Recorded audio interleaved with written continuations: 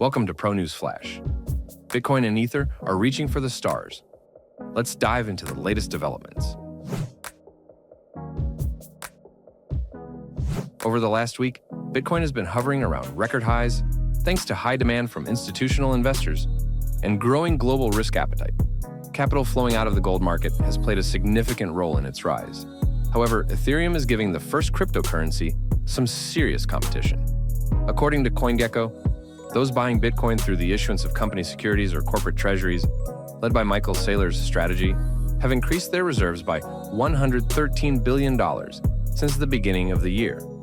Mutual funds are actively purchasing ETFs. Financial institutions that were unprofitable in the recent past are trying to dig out of the hole.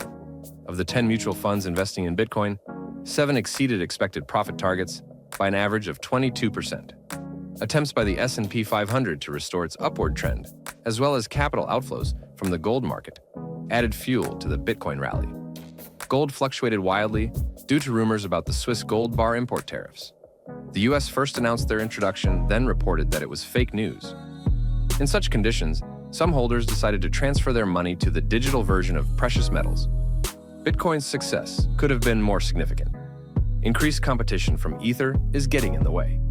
Companies' plans to introduce stablecoins are driving demand for open-source blockchain-based cryptocurrencies like Ethereum. As a result, Ether quotes have risen 190% from April lows. 9 spot ETFs on Ethereum have attracted $6.7 billion, and treasuries have attracted more than $12 billion.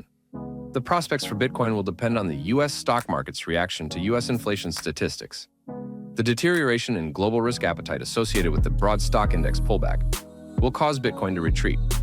However, a new generation of investors has emerged in the stock market. They are unfamiliar with both the dot-com crisis and the global financial crisis. They are simply buying up the S&P 500's failures. As a result, there have been no serious corrections in the broad stock index and Bitcoin since April. Will the fall of Bitcoin be a reason to buy?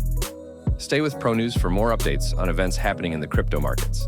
Like, share, and subscribe.